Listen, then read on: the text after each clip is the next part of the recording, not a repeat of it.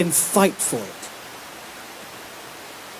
70 years earlier, while studying economics at the LSE and law at the Inns of Court next door, Barrow was chair of the Council of Colonial Students. His friends and compatriots were Nkrumah from Ghana, Manley from Jamaica, Menon from India, Lee Kuan Yew of Singapore, and those other anti-colonialists, anti-racist humanists that had gathered together in the capital of the world's largest empire. This was a world pre-independence.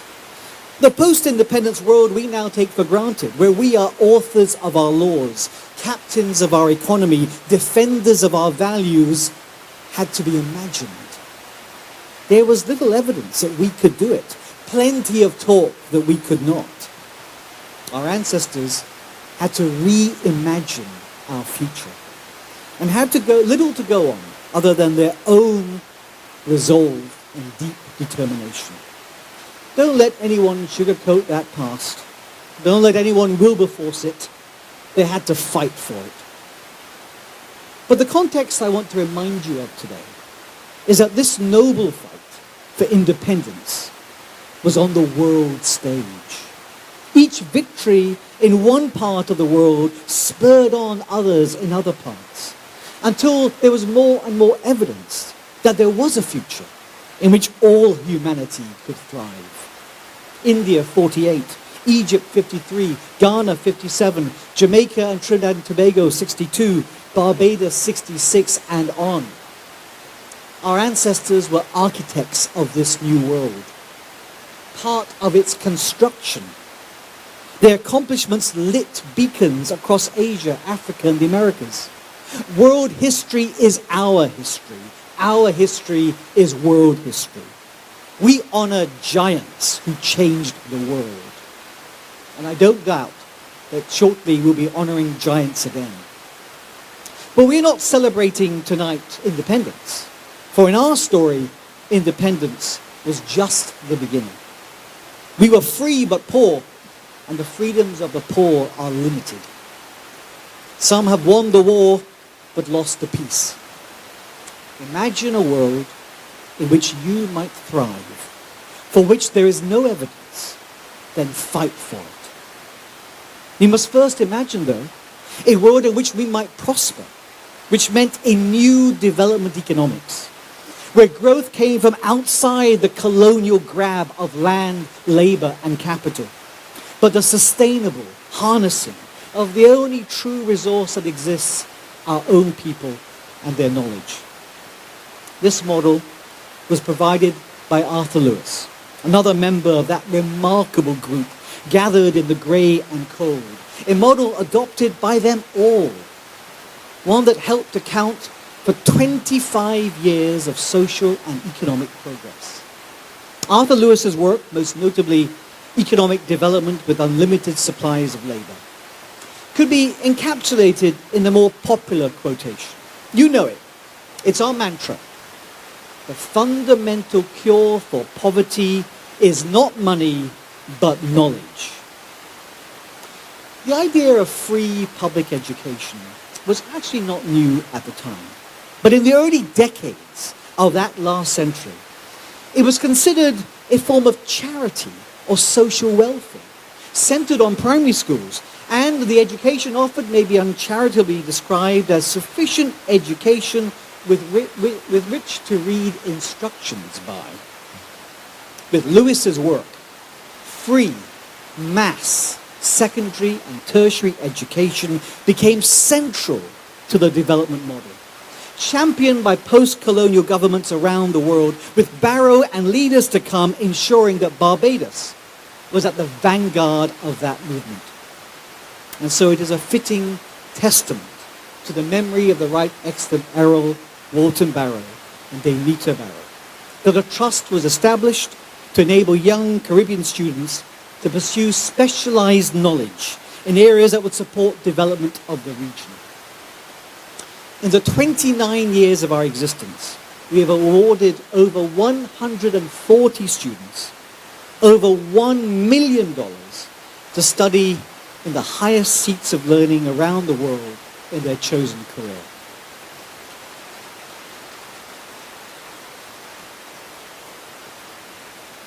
Today, our development model requires an update. Nothing lasts. We've learned that formal schooling and professional education gives us a massive step up, takes us a long way, but does not take us all the way. Thriving is no longer about moving on from hard labor. It is about freedom. Freedom of our people to pursue the life they wish to lead. And what we've learned over the past 30 years is that high-value professional skills that they learn at school and university are critical, are necessary, but are not sufficient. Ownership also matters. Imagine a world in which you might thrive, for which there is no evidence, then fight for it. Imagine, too, a robot in the not-too-distant future that can do everything that you can do. If you own that robot, life is sweet. Come the morning, they're frying up your eggs, brewing the coffee, and as you settle in with a good book and planning who you're going to invite around for lunch, your robot is getting ready to set off for work. The problem arises when someone else owns your robot. The one that can do everything that you can do. Pop goes your income. Technology is not your enemy, ownership is. And over the past 30 years, we have seen ownership in this world become even more concentrated over time, especially in the technology space. The challenge of the future is not an unlimited supply of unskilled workers, but masses of skilled robots owned by a very handful of people. To thrive then, we need our people to have the knowledge that not only generates an income, but owns their working lives in some way, owns their own businesses in others. And that is why, in the third decade of the 21st century, 100 years after the birth of Errol Barrow, the task we have set ourselves at the Trust is supporting the development of skills that go beyond the traditional professions and truly empowers.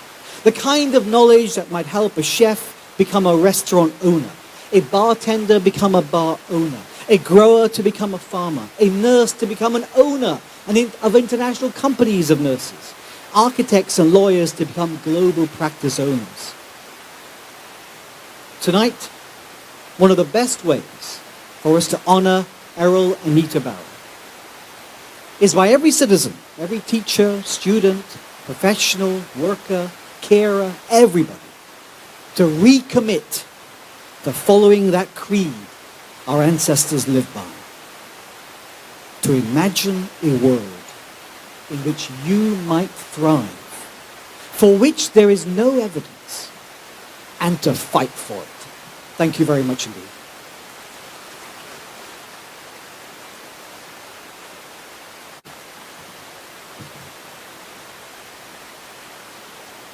Thank you, Professor Prasad, for those very warm and welcoming remarks, and your dynamic chairmanship continues to take the Trust to higher and higher heights.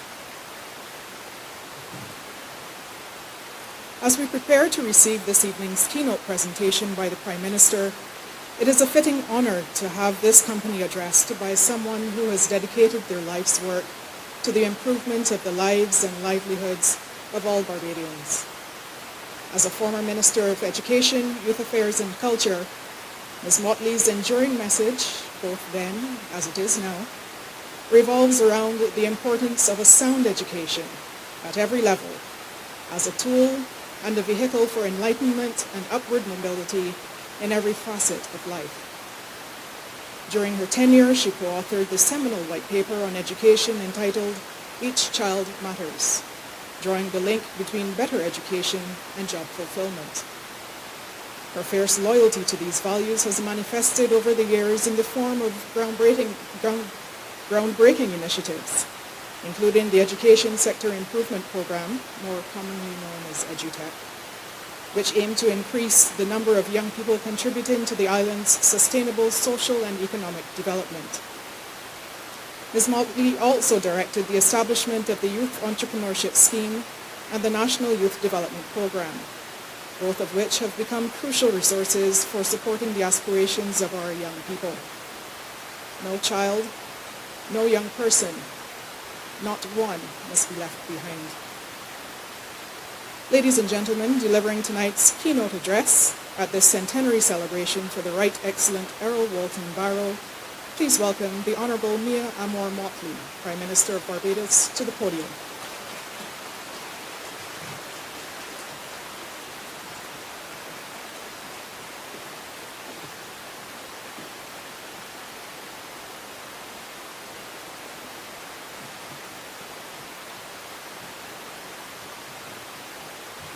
Thank you very much, Your Excellency, Mr. Sridhar, and all protocols observed.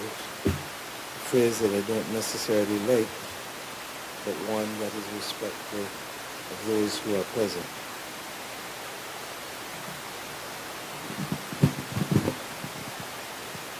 I have a great difficulty in talking and can't see people.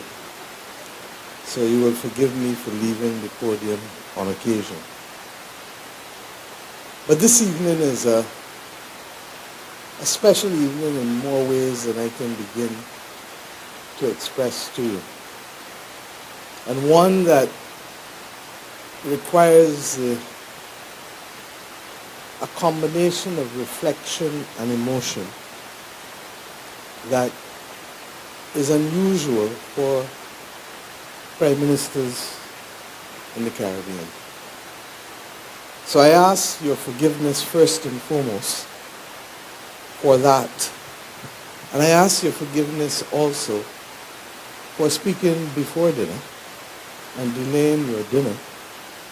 But at a very early age, I learned that speeches after dinner are for people who have certain skills that would earn them the title of comedian. And since I have not yet gained those skills, I know that all I might do is force upon you a level of indigestion that the QEH cannot handle at this point in time. So that I have chosen, therefore, to share a few thoughts with you in this address, recognizing that our country has been blessed. And our country has been blessed to have been guided and nurtured in the last 75 to 80 years by a number of people who understood that excellence must be their hallmark in the determination of the path that they chose to carry us upon.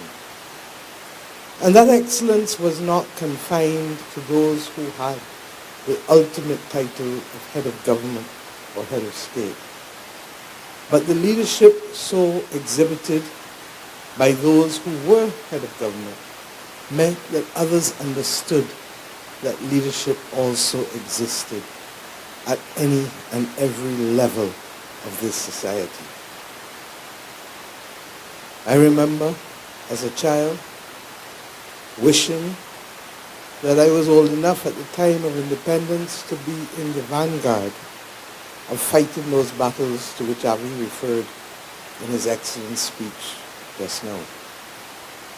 But I've come to learn that nothing happens by accident and nothing happens before it's time. And I stand here as Prime Minister of Barbados, happy that I have a country that has known what it is in its early days to be led by men, predominantly, and women, who were able to craft for us a pathway that allowed us to own the words of our national anthem and to be firm craftsmen of our faith. And those firm craftsmen of our faith were not limited to those who had the privilege of political office, but they ranged from the fishermen to the vendors, from those who crafted laws to those who tended to patients,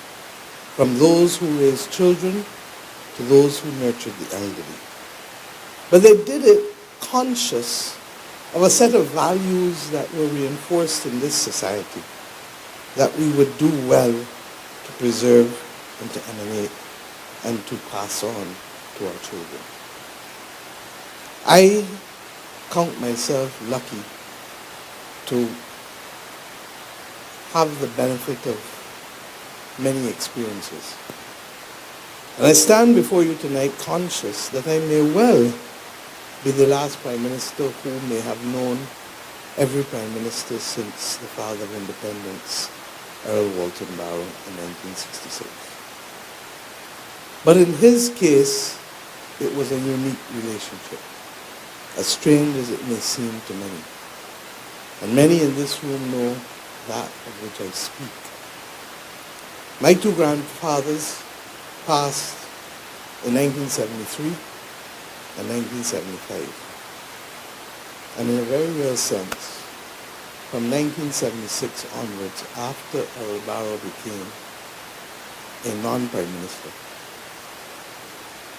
he was effectively a living force in my life and was effectively the person who stood as my grandfather in almost every sense. I came home many an afternoon from school, and that was who was there in order to guide, to school, and to explain many things to me, particularly in the years 1978 and 79 as a young secondary school student. The notion that I should attend the London School of Economics and not attend any other institution was shaped by him, not by my father. But he found comfort with my father and Henry Ford in encouraging me to go to Middle Temple. And as fate would have it, as many of you have heard during the prelude and up to the last election, he was the one who referred me to Middle Temple to allow me to become, along with Sir Henry, a member of that venerable institution for which I'm now a bencher. But I say these things because it is important for us to recall that this country was not forged simply by political speeches and political statements, but it was forged by character and forged by persons who were committed first and foremost to Barbados. And that commitment to Barbados meant that there are some things that simply shall not divide us. The Barbados that I lead today, I want to be able to be reflective in that respect. I am conscious that when Errol Barrow stood and remarked that we shall be friends of all and satellites of none, little did he know that that statement would be embraced by every single Prime Minister and government that succeeded him. It is as valid today, perhaps even more so, than it was at the time of its initial delivery. And I say so, conscious that principles only mean something when it is inconvenient to stand by them. Conscious that this region must always check itself to ensure that we not become the pawns of others, the satellites of others, but that we keep evermost and uppermost in our minds what we must do for our people without simply becoming pawns on a chessboard for others to be able to benefit from. I am conscious that in the next week questions will be asked as to whether the Barbados Foreign Minister happened to be missing from a meeting in Kingston, in Jamaica, that will take place on Tuesday. And we don't look to pick fights. I don't look to pick fights. But I am conscious that if this country does not stand for something, then it will fall for anything. As chairman of CARICOM, it is impossible for me to agree that my foreign minister should attend a meeting with anyone to which members of CARICOM are not invited. If some are invited and not all, then it is an attempt to divide this region.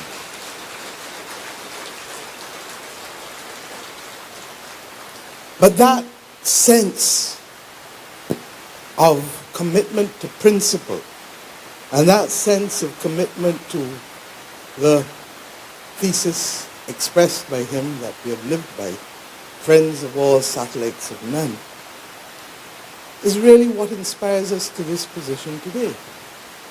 And therefore, it didn't take a lot of thought as to what our decision should be, because this country does not pretend to be what it is not, and does not pretend to have that which it doesn't.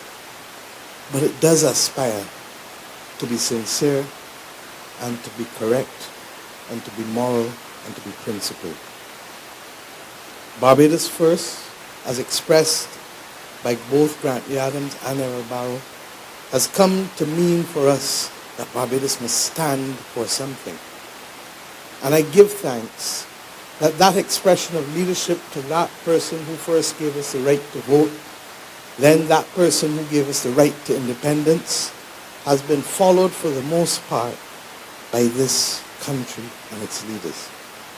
Similarly, the understanding that we shall not loiter on colonial premises or loiter on any premises where we are not wanted continues to be as relevant today as it was then.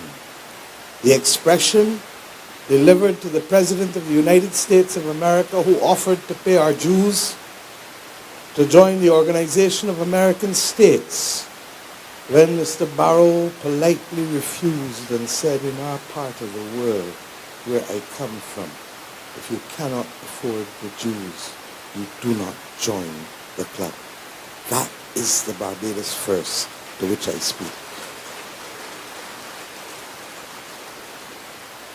But I also want to speak and share with you the perspective that Errol Barrow didn't only see Barbados as Barbados, but he said to us in very clear terms, and in terms that I have come to appreciate because my own political party has as part of its constitution the pursuit of regional integration.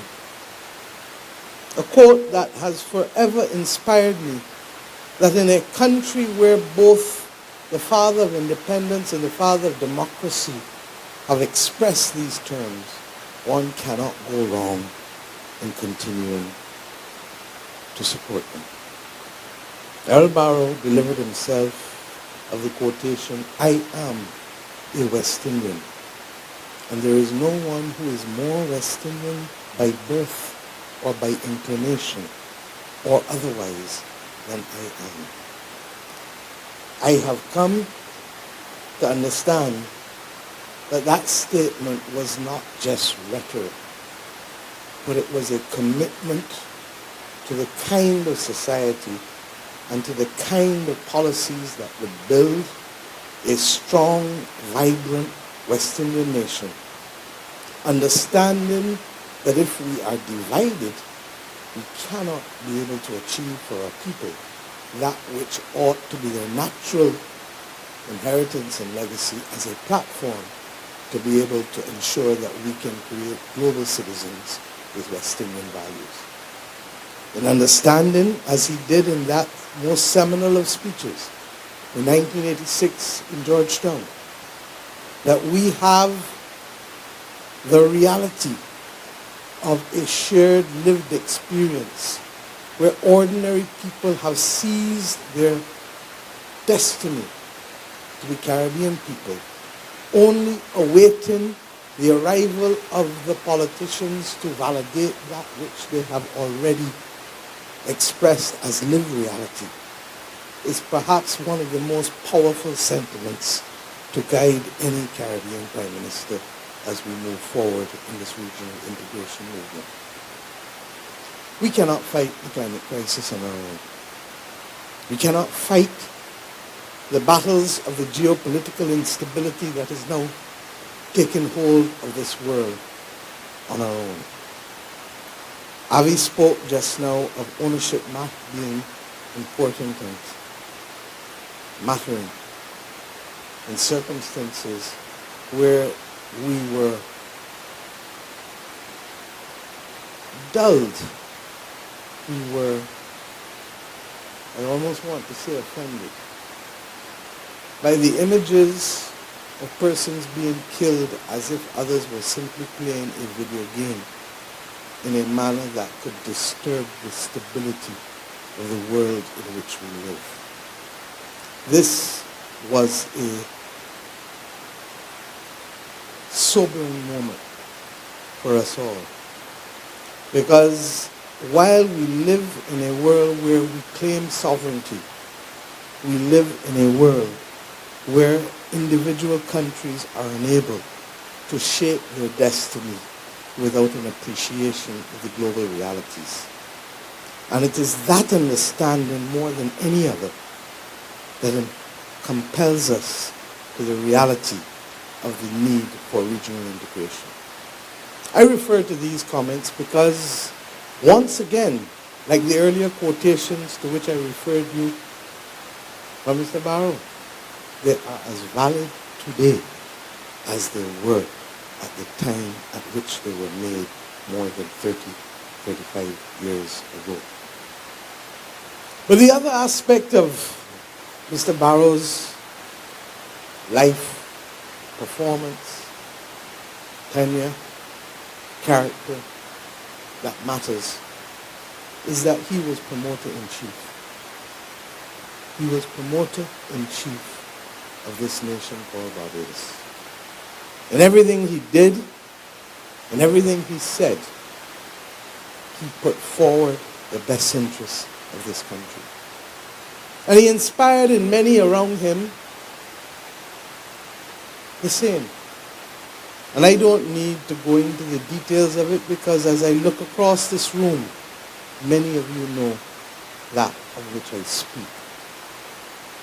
What perhaps is lacking more than any other factor in our current Barbados, in spite of the power of technology, in spite of the power of amplification, is the willingness of each and every one of us to become promoters-in-chief in the same way that Mr. Barrow was promoter-in-chief for Barbados.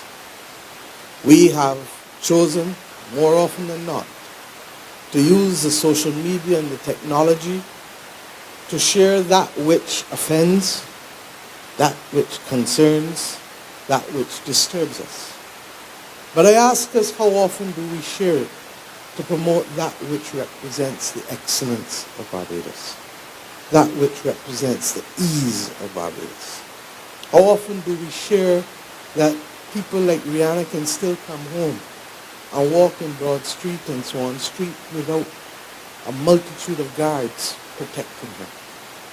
How often do we share that in a country this size, that we have in her and in Cigar for the Sobers, the greatest of all time, persons who have not lost their humility and who continue to be gracious and who continue always to display gratitude, but who above all else, in all that they have done, have exhibited a spirit of inclusiveness, reflecting the social justice and the passion for social justice that Mr. Barrow and others who we have been fortunate to call leaders have reflected in our nation.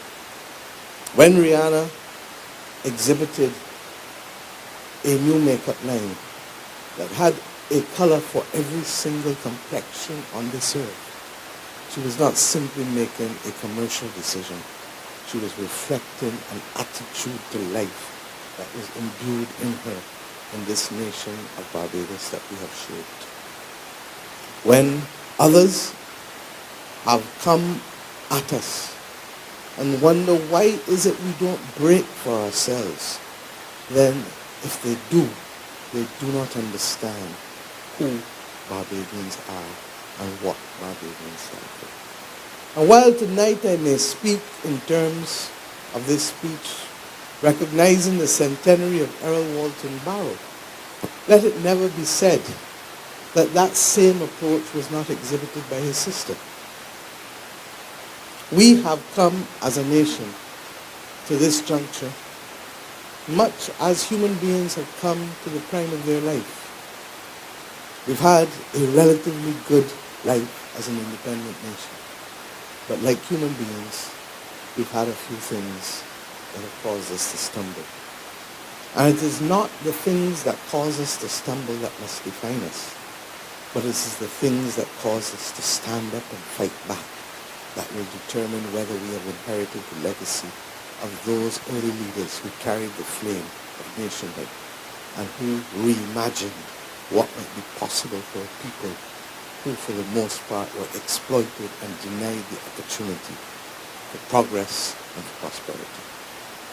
I ask us tonight to reflect on these things, because simply to celebrate the centenary without living the values, without living and celebrating the country, without allowing Barbados first to be our mantra, as we have done, without recognizing that there are simply some things for which there must be no partisan divide.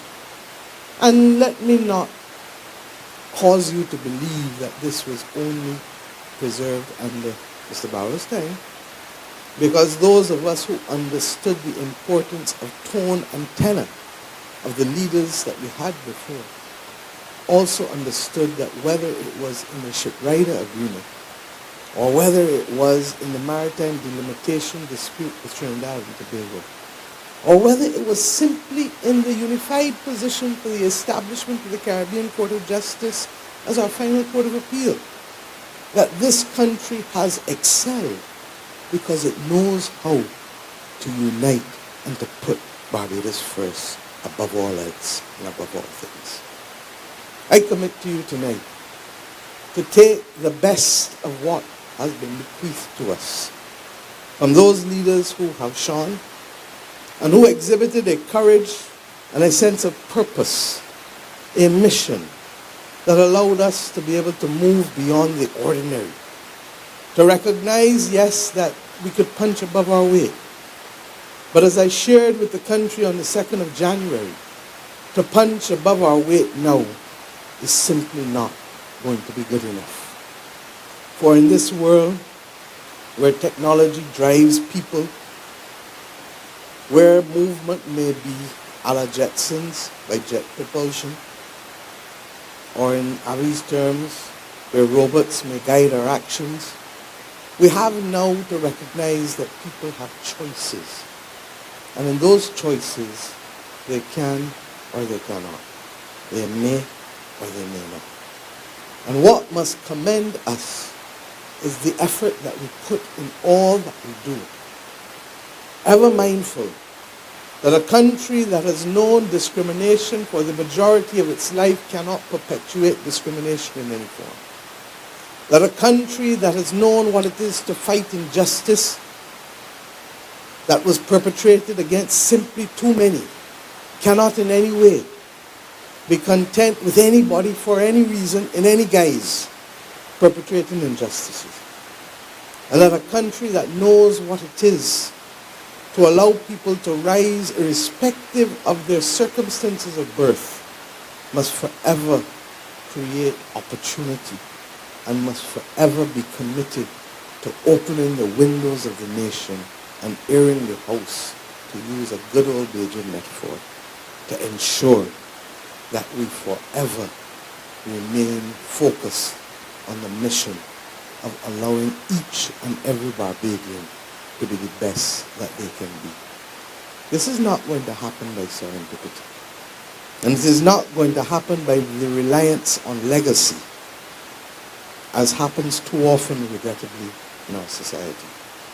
It happens by dint of the reflection of the values and the energy and the hard work that means that every generation starts with an advantage, because the generation that went before understood its duty to pay forward and not simply to exhaust what they inherited by reason of squandermania or by reason of simply ignoring the benefit of the legacy.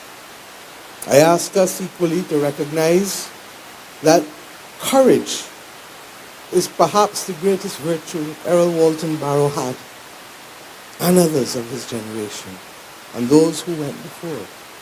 Indeed, his uncle, Charles Duncan O'Neill, indeed, the right excellent Charles Duncan O'Neill, I should say, and the right excellent Bradley Adams. For they walked lonely roads, where in a room this large, they might have been the only voice. But then we have the example throughout history of others who understood that breaking new ground required courage to walk alone and to walk sometimes under the cloud of darkness, because the mass of noise that comes from others can very often dim the light on you and cloud out your voice from the rest of the noise. I cannot imagine the exceptional courage that it took to be able to craft that route for our people.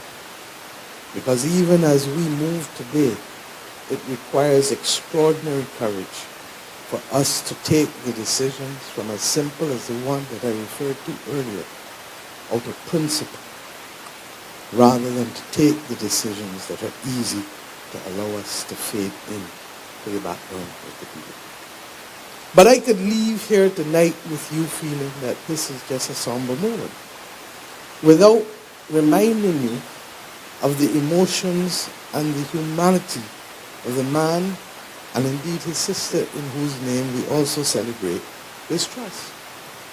And I do so conscious that that is as much of the allure that this country holds, because we don't talk about Errol Walton Barrow, we talk about the dipper, we talk about the skipper.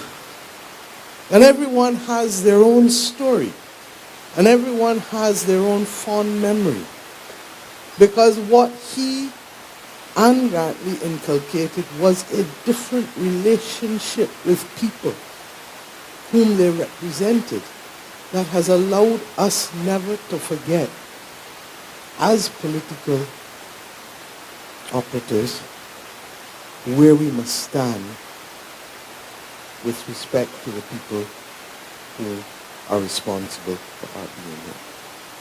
I will never forget in 1986 when my father determined that he was never going to give us pocket money, and that if you wanted money you had to go and work for it yourself. And I came up with a brilliant idea, loving culture, that I was going to have a stall for Bridgetown Market. And there was a man called Popey. In fact, that family had so many deaf boys that unless you knew which one I'm talking about, you were possibly at risk of forgetting who it was. But Popey had pity on a young girl like me, student in London, and agreed to have the stall with me.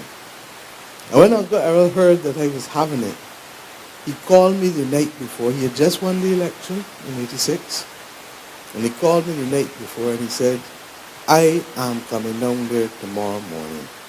Make sure you have pork chops, make sure you have tankery, and make sure you have collaton. Well, of course, I had enough for what I thought was necessary. But little did I know that when he came, he was going to stay from 10 o'clock till 7 o'clock at night. And that being the aftermath of an election, whether a person voted for him or not, every person who came into the stall wanted to buy him a drink and to buy him some food. And therefore, I must tell you that I don't know of ever being involved in a more profitable venture than on that occasion. On that single day in 1986, on that Saturday, we sold over more than $10,000 in goods, which when translated to today's prices, you would begin to understand what it meant for us on that occasion. Every time I go into Tweedside Road, as some may And Marshall is smiling because I perhaps spend a little more time there than I should at a man called Freddy's. I'm reminded, and I look at Janine and others, that Auntie Nita also had her own special relationship with Tweedside Road. The only difference being is that she had the ability as head of state to command delivery, and I have to go as prime minister to mix with the people. Believe you me, this country is a blessed country. And we have had the benefit of good people who have understood first and foremost what it is to be Barbadian before they start to belong to any tribe. I have come to this point at this moment, conscious that nothing happens by accident. And I give thanks that I have the opportunity to speak at this centenary dinner. Conscious that irrespective of different political parties, irrespective of all else that may cause us sometimes, and I say so knowing that Errol Barrow was perhaps, like Tom Adams, one of the most fearsome of political adversaries that this country will ever know. But the nature of the adversarial politics never allowed them to compromise the integrity of this nation's sovereignty or nationhood. And it is that tone and tenor, more than any else, that I want to also ask us to celebrate. It is the example of his being promoter-in-chief of all that represented excellence in this nation, that I ask not just those of you in this room, but all in this country to reflect and celebrate, because more than ever your country needs you now to be a promoter-in-chief of all that we can offer. When I ask us to contemplate that we can be world-class in 7 years, it sounds like a lot, but it is simply about upping our game and sucking it up and digging in and doing better, because the circumstances which we have and we face do not have to be our future, but that which we are committed to do and to fight against and to rise above is more capable of determining a picture of excellence worthy of the legacy that we have inherited. We cannot stay in time, but the one thing that is timeless is our values. And may we forever celebrate the values of those famous men and women who went before us and who understood that theirs was a mission that required extraordinary courage, discipline, commitment, and creativity. And can we now honor them by the manner in which we are committed equally to exhibit that discipline, creativity, honesty, fairness, and all the other things that make it possible for different people of different backgrounds, of different ages, of different perspectives to live on a little rock, 166 square miles, 14 by 21, but more appropriately, ma'am, one smile wide. Thank you, and God bless.